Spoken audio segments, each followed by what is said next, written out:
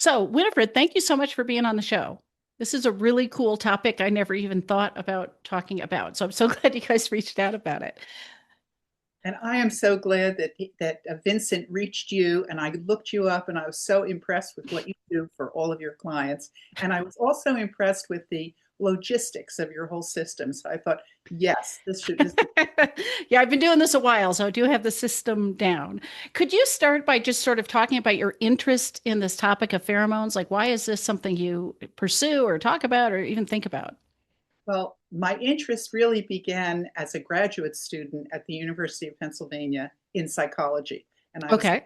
I was looking at how there were almost all in the psychology department, almost everything was being done with rats and animals that I had no interest in doing. But as I went to each of the different professors and each of the graduate students and learned what they were doing, the thing that interested me so much was sexuality because I cared about it. I was already a mother, and Ah, I had come back to school and really didn't know anything about it. And I was at an age where I really wanted to learn about it. So that's what started me. And then the whole rest of it was a continuing process of being excited by the next thing I learned and the next thing. mm, Finally, a professor in the psychology department said, Winifred, you do not belong in this department for your PhD program. With your interest in how the body works, you need to be in biology and in gynecology.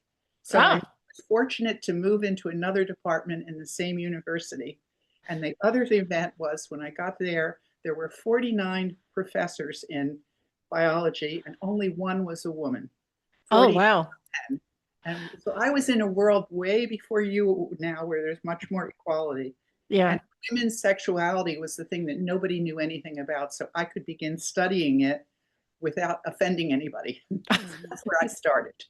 Okay. So I guess let's start with what are pheromones, literally, and Sure, then sure. yeah. Well, once I knew that the way a woman behaves sexually affects her uh, fertility, it affects the length of her menstrual cycle.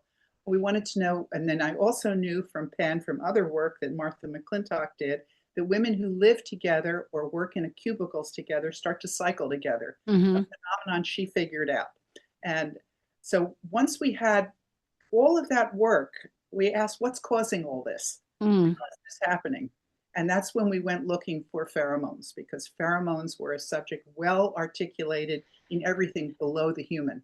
But right. that, Okay. that's how. Okay. So what is a pheromone? A pheromone is this substance that has a component like a hormone, like estrogen or insulin.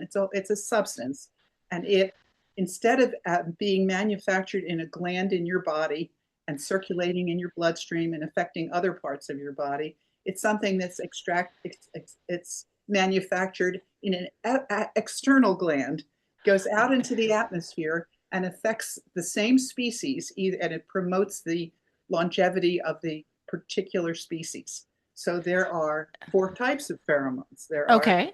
mother infant pheromones, mothers that feed, like they learned this in animals that lactate. The mother somehow knows what her own infant, maybe it smells like. She will knock off babies from sucking if they aren't her babies. And babies in nurseries and hospitals will, if they waft the pads from breast secretions right after babies are born. Women are in their hospital, their breasts are leaking. If they waft that fluid over a whole bunch of babies, only the individual baby that belongs to that mother will turn its head and orient toward it. Oh, So that's wild. it is. It's a beautiful system. So Yeah. it's breathtaking to understand the way fertility works and the survival of a species works. So there are mother infant, there are Okay. synchrony. Why do women who live together start to synchronize? But that wasn't my interest. Then there Okay. are way pheromones. If you ever saw a dog urine marking, Yeah. Yeah, uh, plenty. he's dropping his pheromones that's coming out from the excretions in the urine to tell other males, you keep away, boys, because this is my territory. And if you come in here, I'm going to go after you because I want these females in this territory. Those are keep away pheromones. Okay. And they work pretty much everywhere with every species. So what kind of keep away, I mean, maybe this is a diversion, but what kind of keep away pheromones do humans have? Apparently they do, because Okay. that here's an example of a research study, and it's a great question.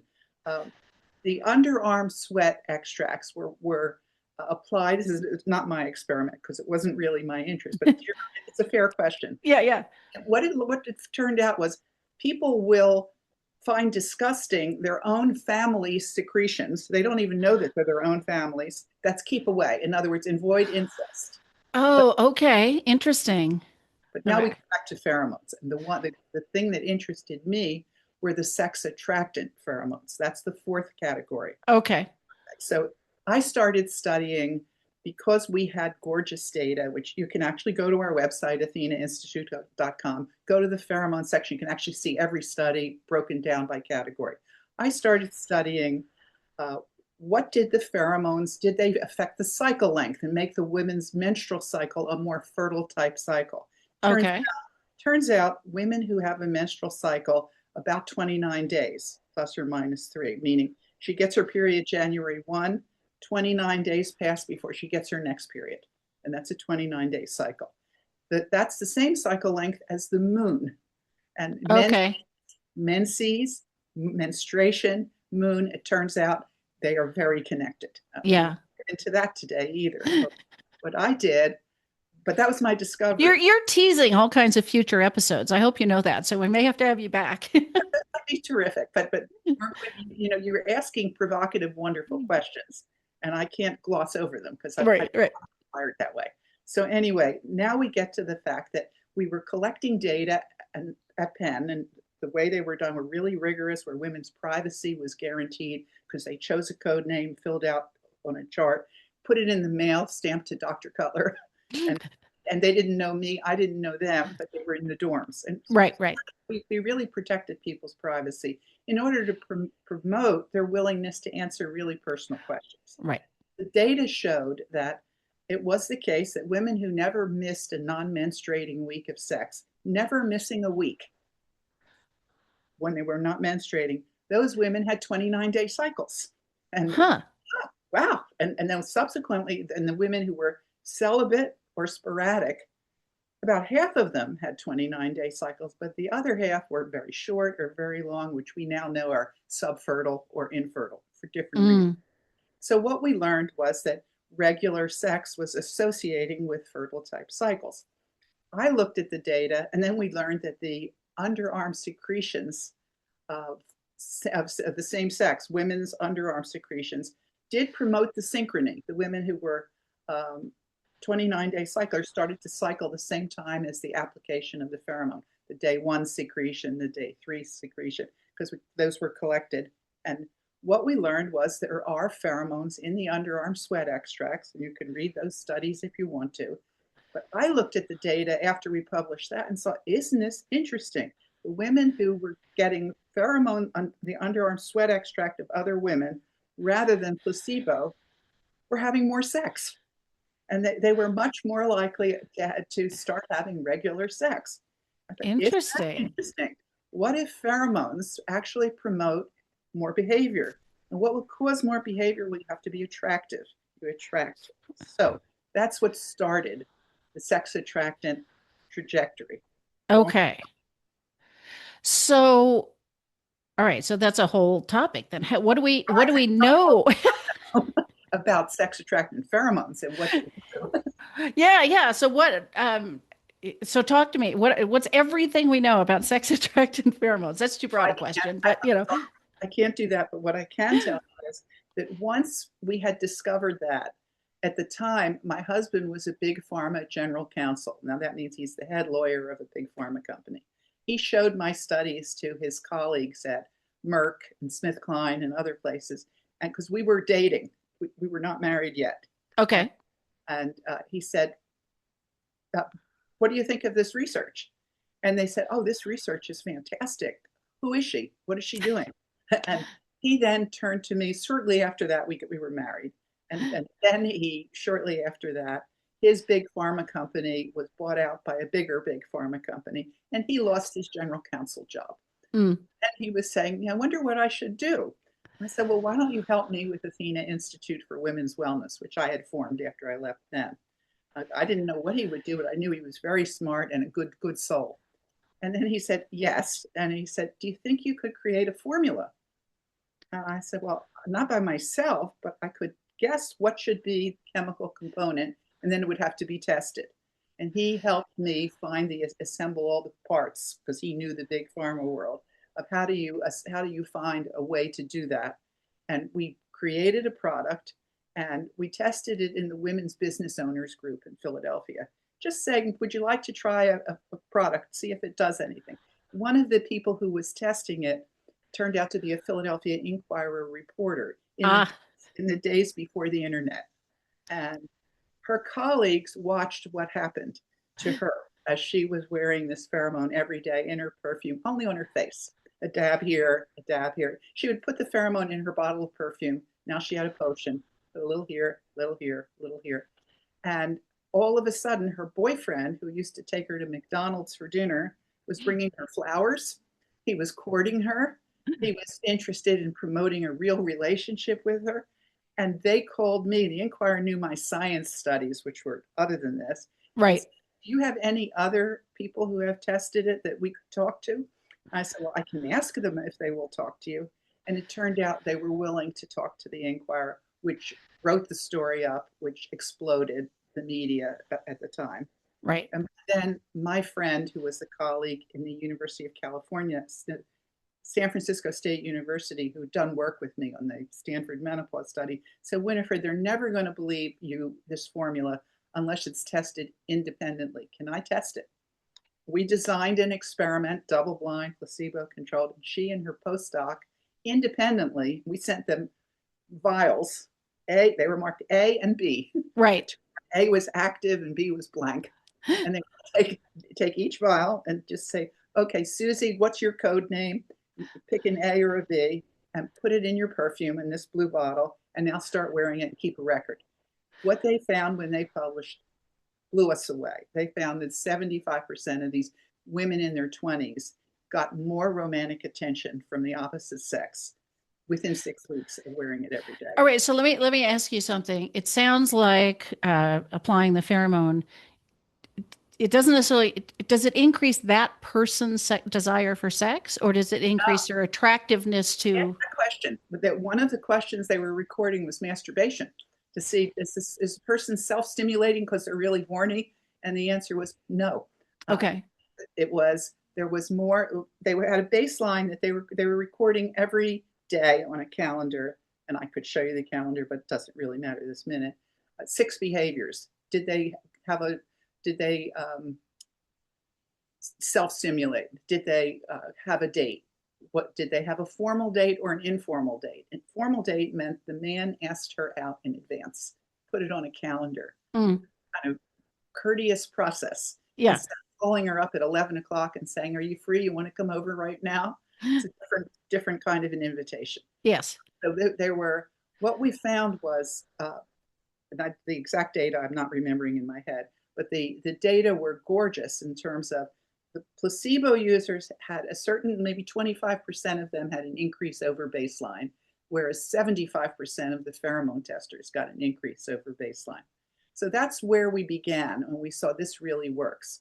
And then we had a call from a psychiatrist. I had a call because I was actively doing other science, and she had written a book about libido and aging women, which is not our subject. But she wanted to know would I review her book, and she looked at these studies and she said, could I test this in menopausal women? And subsequently, she and a Harvard researcher did a similar test like Norma McCoy in California did. And they, again, in perimenopausal women, not quite as high a result, 68% of them increased over baseline. And there weren't enough men around. Mm-hmm. Women get older, women live longer. And right. So that was where it began. That was before we began selling a product. Okay. And go ahead. I have more questions. So first, I guess I've heard or imagined somehow, think I know, or I don't know, the different people react to different pheromones. Like part of the reason that there's some individuality to this response as opposed to like, oh, one chemical compound sort of attracts everybody except maybe your family. Well, Is it true? Are there individual, yes, this is why I'm attracted to this person and not that person? what we can say from our data are if a woman finds a perfume she normally wears that she likes, and now she puts the Athena pheromone in it, that's the way the tests were done. Whatever her favorite fragrance was, she added the pheromone. What it did was it somehow made her smell better in a way that made her dramatically more attractive wherever she went. And so we cannot answer your question the way you're asking it. Okay. I do know that after we began marketing the pheromone, 300 different knockoff companies emerged saying they were selling pheromones. They had no science. When we looked at some of what they were putting in their products, it was the keep away pheromone. Oops. Yeah. But there was no basis for their claims. And so what Yeah. we decided was not to make any issue of it. They were promoting the idea that pheromones exist in humans and they had no science. But that caused really intelligent people to go out on the internet, and now by then you could, and search for, are there any studies? And they kept coming to Athena Institute studies. Yeah. They or Google Athena Institute or Google pheromones, and they kept coming back to the enormous body of research. I just gave you a quick capsule. So since then, we now have, we're now manufacturing and selling Athena Pheromone 1013 for women. 1013 is my birthday, October 13th.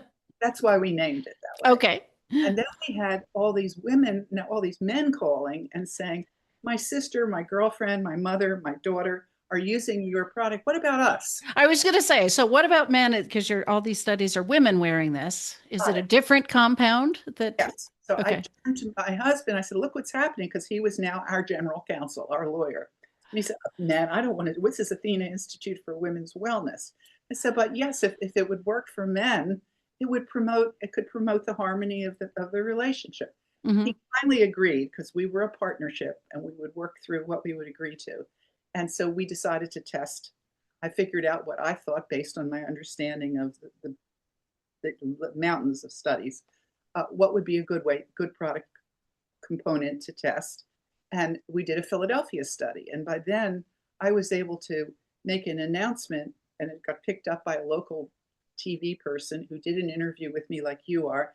And he said, men, are you between 20 and 40 years old, clean shaven? Do you meet these? You can't be too handsome. You can't be too ugly. But if you meet those criteria, would you like to test it? And we immediately were flooded with guys who wanted to test it and got better results. As good a results as with the women. And I had two colleagues, two scholars, who similarly worked with me for the data, the analysis, the publications. So yes, we now have a product for men and one for women. And we called the men's Athena Pheromone 10X for men.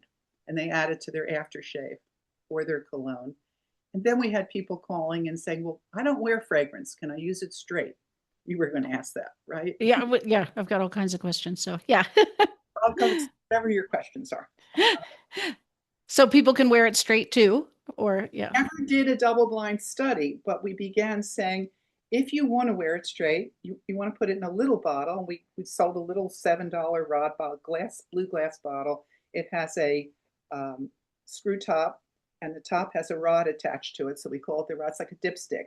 And it has a silicone seal. So when they get the pheromone, it's sealed.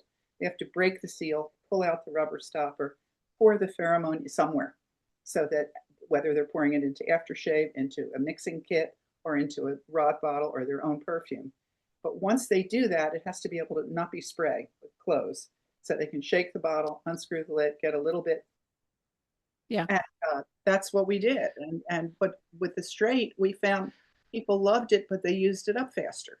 And instead of one bottle lasts 6 months, if you follow directions, wear it every day. When they use it straight, it lasts about 4 months. All right. So if I'm following this, it's a different chemical compound that tends to attract men versus attract women. Mm-hmm. Okay. Do you know? And it sounds like what you were measuring in the studies was sort of romantic gestures. Did you also study quantity of sex or desire for sex? There And, were, there were 7 behaviors logged every single day. This is the calendar now. okay. That's I can sort of see it. Yeah. One woman's calendar. of one period of time. She was 20 years old. First menses was 11. This is the data that was collected.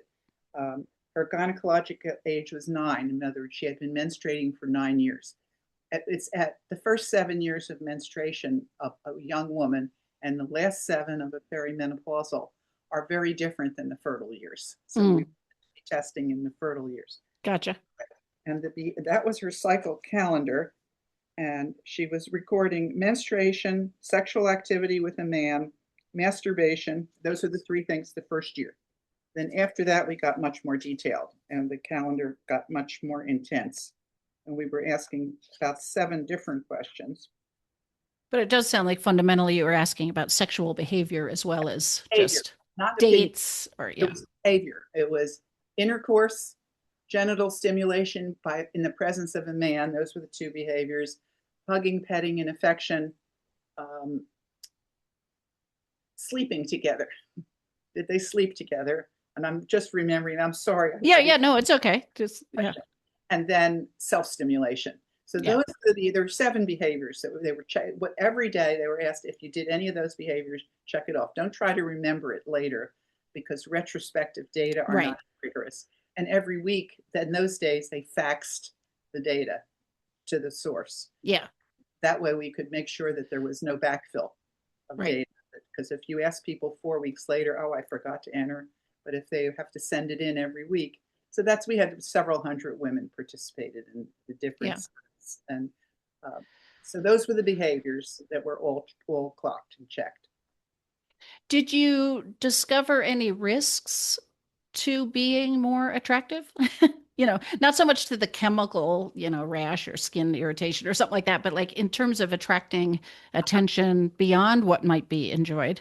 That's what's so interesting. I could read to you a few of the people who reorder. If they get me on the phone, they're usually very happy to tell me why they're reordering. And we type it in as they're saying it. And I just read you a few. What we were hearing is that women were saying, men get so much nicer. They're so much less aggressive with me. There's so Interesting.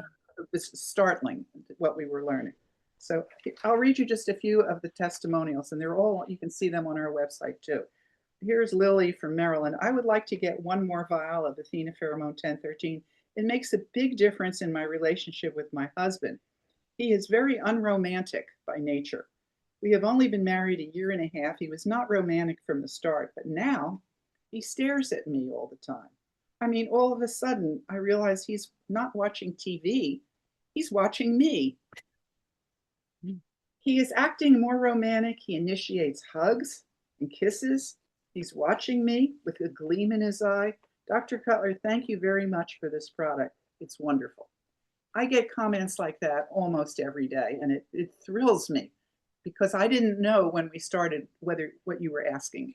Yeah, so you're not getting any reports of, wow, now I'm getting some stalker who's followed me home from the bar or something like that. Yeah. There's another one, Barbara from Florida. Well, actually, I got amazing results the first time I'm using it. I've been going through a rough patch, problems with work, problems at home. So having seen your ads for years, I decided to invest in the Athena Pheromone 1013. My sweetie has been down, troubles with his health, and made him kind of depressed. So I put the 1013 on, and it made a huge difference. He's just smiling all the time. And the best thing about it is they do not even know what is happening, because what it did for Athena Institute is it generated the revenue that allows all our philanthropy, which I don't know if you've seen that on our website. Go to our website, there's philanthropy, pheromones, science, and then we distribute that information in different ways. Yeah. So what do we know about people's natural level of producing these chemicals? Because you learned about them from actual humans' excretions. So are there people with tons of this? And, if everybody likes me already, wherever I go, it means I produce more of this naturally, or what do we know? I really don't have a clue, because what we did was we got a group of men to initially who were University of Pennsylvania undergraduate students, if I'm remembering correctly, and you can read that study, to agree to not wear deodorant for 6 weeks and to wear an underarm pad to collect their sweat, bring it into the lab a couple times a week, And it was all the men's essence was all put together in one big smelly tank. And then alcohol was run through it. That's like a 60-foot cylinder. What came out after the alcohol was an odorless substance. That is what we tested. Yeah. The women, what we collected was by day of the month. And we only collected from women who had 29-day cycles because we wanted to know what does the fertile type woman produce. And there was a day 1 sample of many women, day 3 sample, a day 5 sample, and that product was tested. So we've had women who came into the initial experiment to see that was the proof that pheromones exist in humans. This was before sex attractant. This was just, we were checking menstrual synchrony and found that the sequential pheromone application of women to women who already had a 29-day cycle, their cycle shifted to come to day 1 of the donor sample. So they all started menstruating at the same time of the month. The women who got the men's sample, let me see what happened with them. They were women who had irregular cycles to begin with. That's why we put them in the other group. Their cycles became more regular. So the male pheromone caused women to become more fertile. The female pheromone caused women to become synchronized. And there are different samples because the female was tested on women who already had a 29-day cycle. Right. Okay. In that data that I observed, the other interesting thing, look, the women who are getting this female pheromone are having more romantic attention from men. Right. It's all interlocked. The fertility cycles are magnificent. Yeah. Okay. So, but nothing in the research has been focused on what's happening to an individual person and our own production of pheromones, or what that happens over the life cycle or anything like that. If you already find that everywhere you go, people are attracted to you, you would have no reason to want to test this. Right. And then you would want to just work with Jessa to I'm not saying that's true for me. I'm just saying if someone were to, know. But that if you already, all the pheromone can offer to your audience is they still need to develop the skills of what do you do with being attractive? Yeah. How do you navigate? And that's what you do. Right. This is just one little piece of the complicated what it means to be a human and loving. Yeah.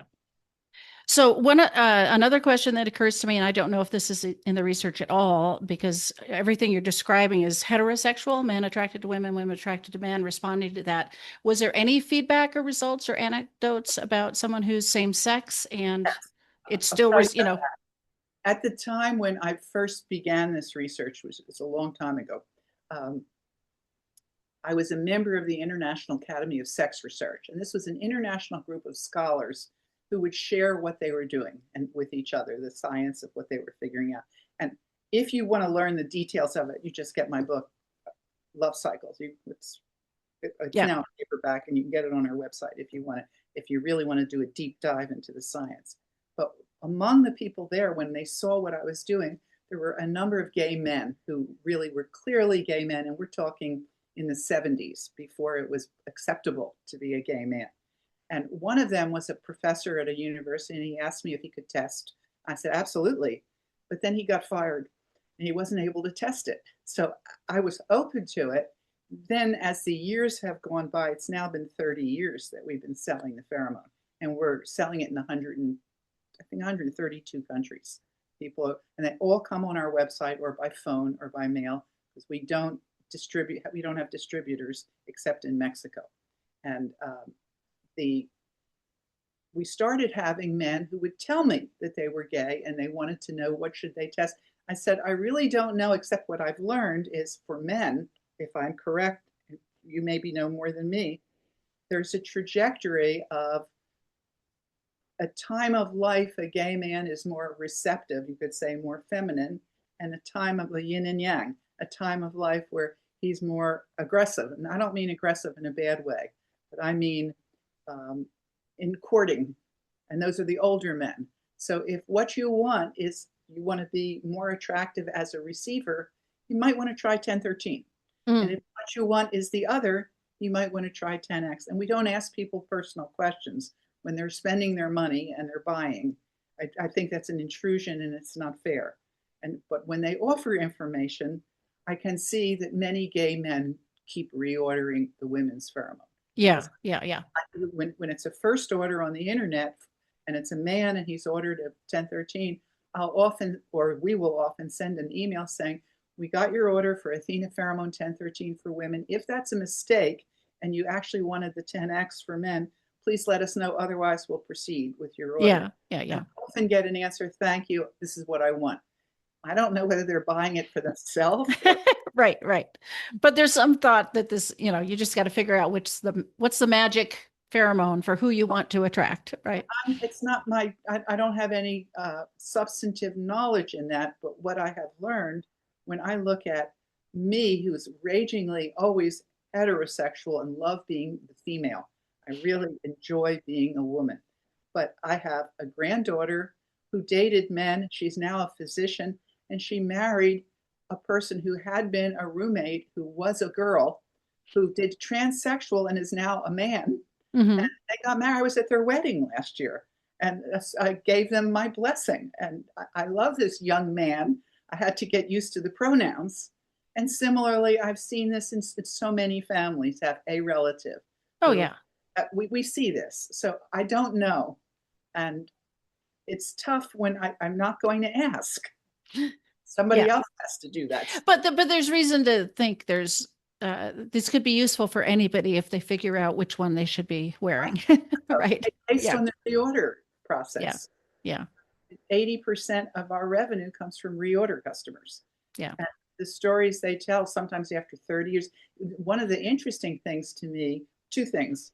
One was when we first started with the men's product, there was a woman who was a gynecologist who called to reorder, but she said, I want the 10X. So, are you sure? She said, yeah, I'm going to put it in my husband's aftershave. I'm not going to tell him that I'm doing this. And I want to see if I like him better. And I was really intrigued by that. That's a blind study, right? Maybe not double blind, but And then there was this Harvard professor, and there's this page on our website. If you'd like, I would read you a piece of it because it's really terrific. That's why we put it on our website. Um, it's when she called and she said, "Oh, Dr. Cutler, is this you?"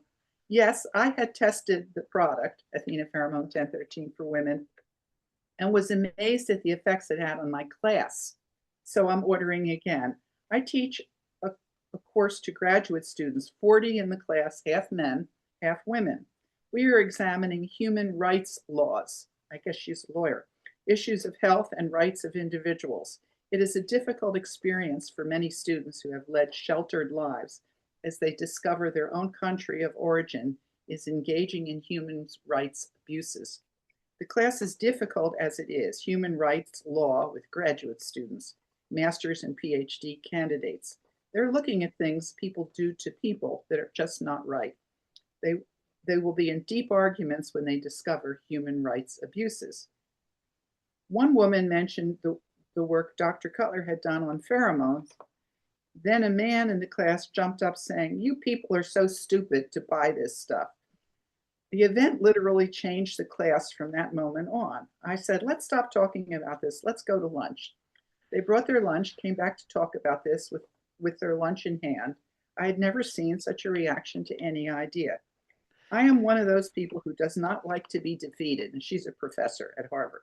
The class was so caught up in argument that they would not let it go. I went home that night, was reflecting on what had happened in class that day, was leafing through a magazine, got New Age Journal, and there was your ad. I thought, this is the stupid thing these students yeah. are enraged about. I decided to try to do an experiment. When we got such amazing results, men